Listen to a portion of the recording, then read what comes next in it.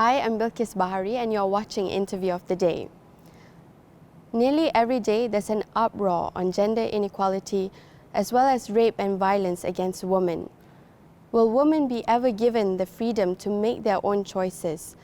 And will there ever be equality between men and women in this world? Joining me in today's episode is the Deputy Executive Director of UN Women, Ms. Åsa Regner. Welcome to the program, Ms. Åsa. Thank you very much. Thanks for having me. Let's start off with the controversial news on Alabama's bill on abortion. What is your comment on that?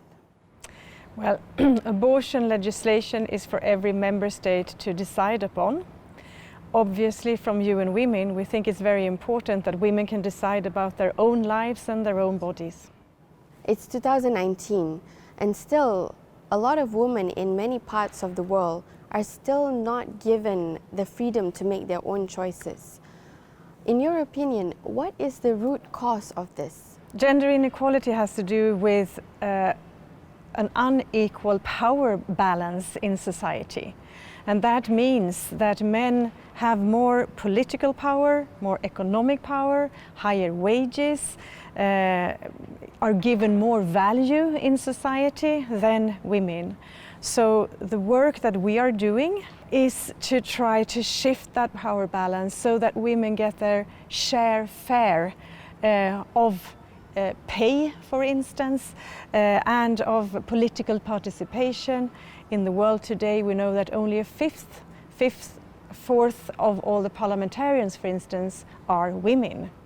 There is this general concept that women must have children, and if a woman decides not to have children, then there must be something wrong with her, you know? Do you think that this is some form of discrimination against women? I think that we have expectations on women as well as on men to perform certain roles. I think it is very important that women as well as men can decide when to have children, with whom to have children, how many children to have, if any, and that they can decide when in their lives they can have these children. And we actually know from research that women and men normally are very responsible. If they have children, they want to be able to take care of them, to provide for them, to give them a good life. So obviously women are capable of making those choices in their lives.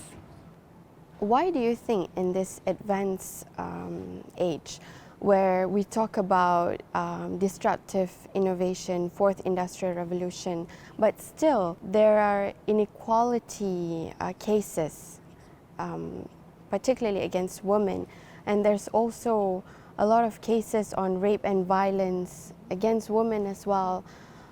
Do you think that the root cause of this problem could be culture or religion, perhaps? There is violence against women in all countries. It takes different forms. I think that it's very, very important for governments to feel the responsibility that they have by international agreements and by human rights standards to prevent violence and to punish perpetrators, to stop impunity on violence against women. There are different forms in different settings, but we know that women are killed for being women. Women get married off against their will. Small girls get married off, which is really a form of violence when she has not made that choice herself and has to live a life with a man she didn't choose, who might be much older and who might abuse her any way possible. There is violence in the name of honor, in other people's honor.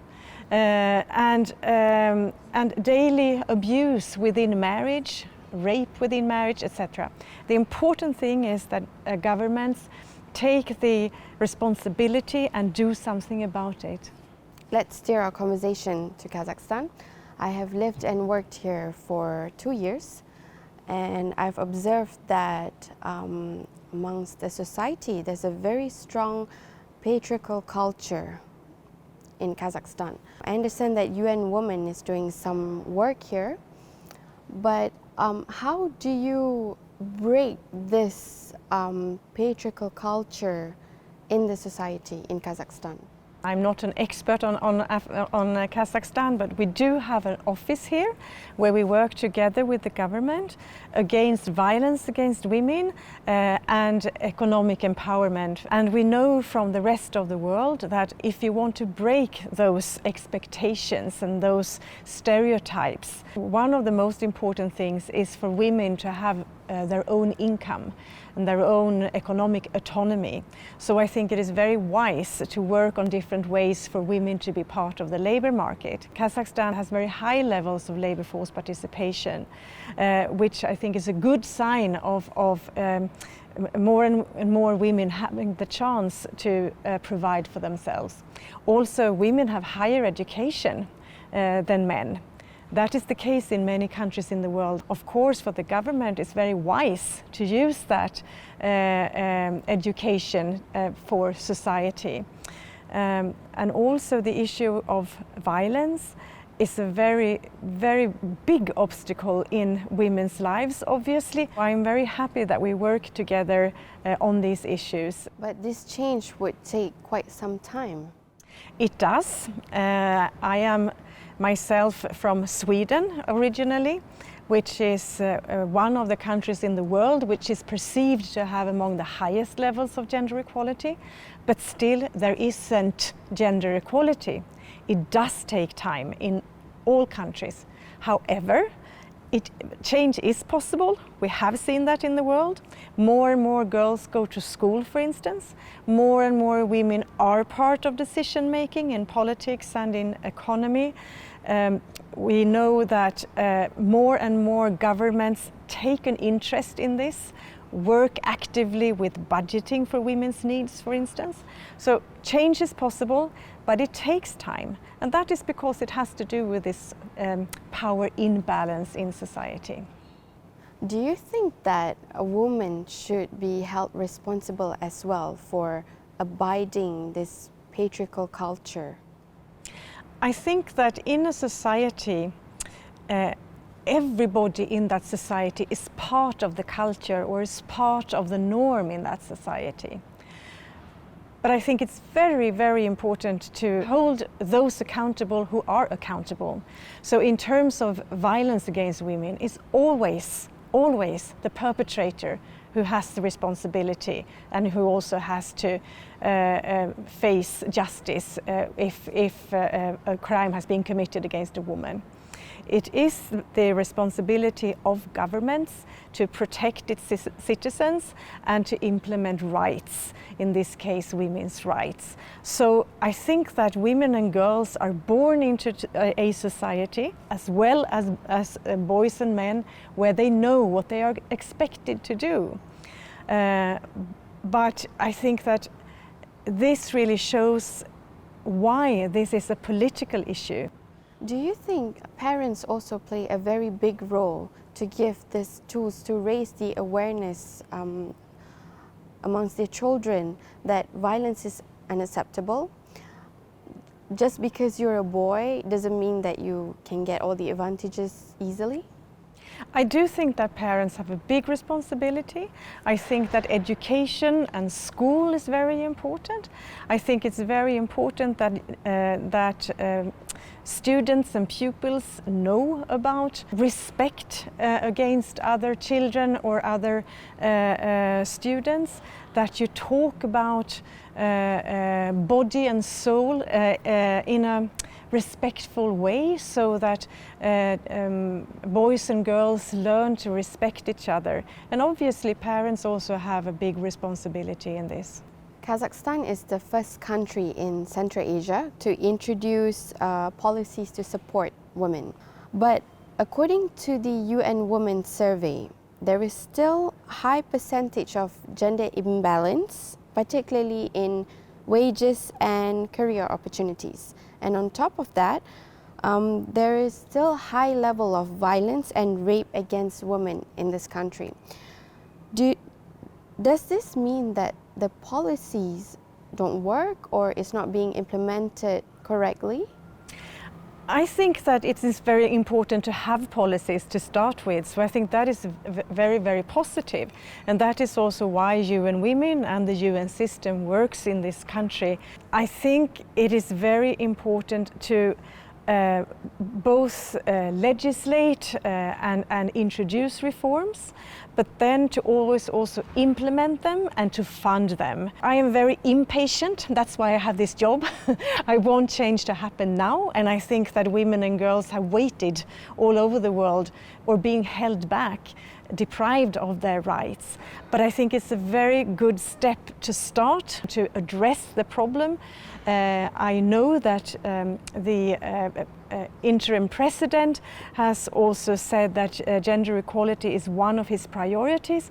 I think that kind of language showing that gender equality is important will have an effect.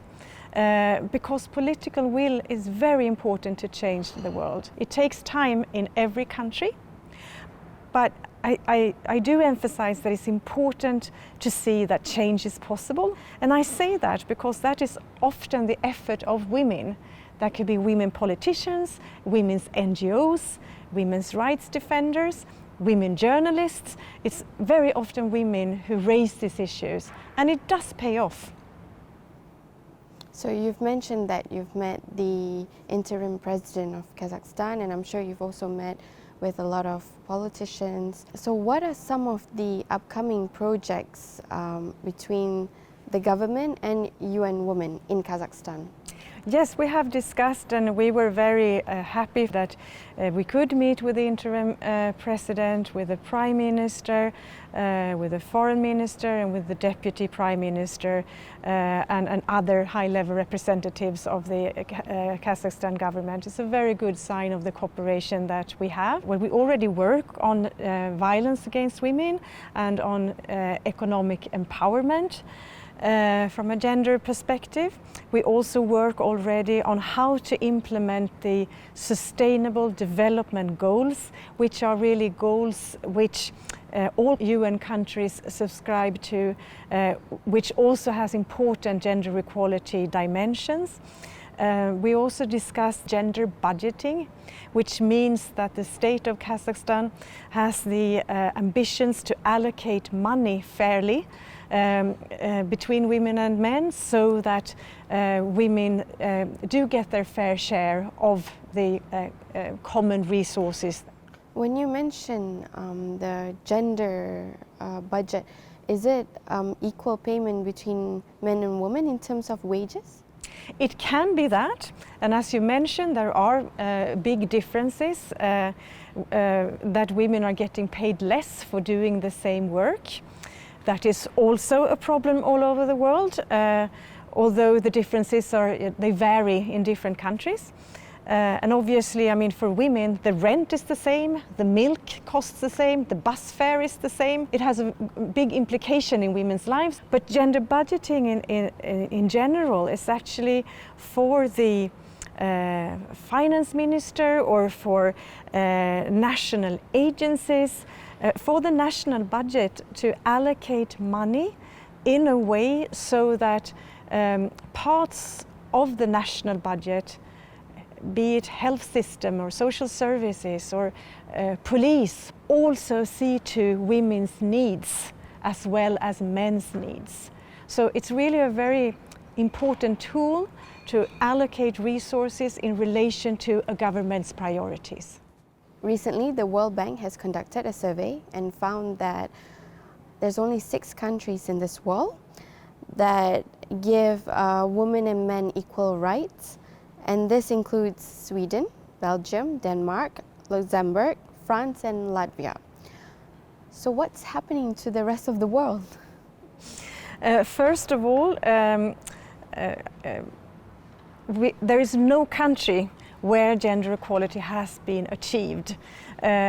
Although the example of Sweden, where I am from myself, in that country a lot of measures are in place, but there are still measurable injustice in terms of gender equality.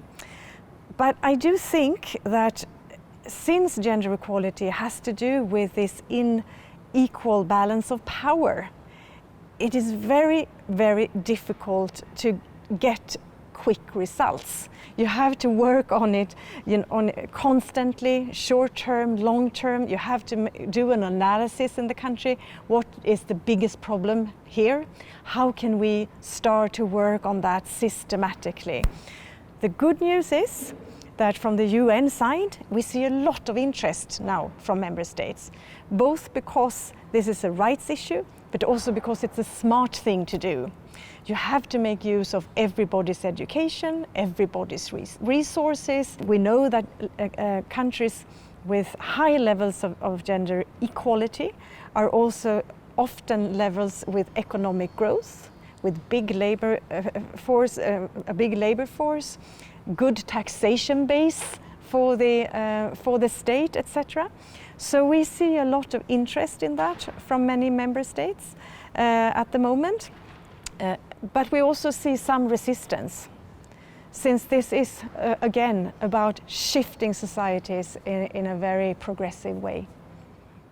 You were the Minister of Children, the Elderly and Gender Equality from 2014 until 2018. So how did Sweden successfully implement the gender equality policies? I think that the most important thing to understand from, in the case of Sweden, is that governments since the 60s and 70s very actively introduced policy for women to work and have their own incomes, as well as for men to do that. And that also meant introducing policies like childcare, elderly care, parental leave, social schemes with incentives for women to work, seeing women and men as individuals with rights, but also with incentives for men, for instance, to take up unpaid work, to be with their newborn children or with their small children. And I think in the Swedish case, it was both a demand for gender equality, but also a demand from the state and from industry, from employers, because they needed the labor force. So gender equality is a rights issue, but also a solution for economic growth, for inclusiveness in society in general, and for a strong taxation base for the state. I'd like to end this interview by asking your thoughts about this quote by the CEO of World Bank Group, Kristalina Georgieva. If women have equal opportunities to reach their full potential, the world would not only be fairer, it would be more prosperous as well. What are your thoughts on that? Well, I think that it stands on its own feet, that quote. I think that it is a vision, but it's also based on facts. We know that's how it works. Societies where women have power, their own income, their rights are implemented, are also societies which are perceived as progressive, with economic growth and with freedom for everybody to pursue their own lives. Thank you very much, Ms. Osa, for being in this program today. Thank you so much for your interest. You're watching Interview of the Day with me, Bilkis Bahari. Thanks for watching and see you in the next episode.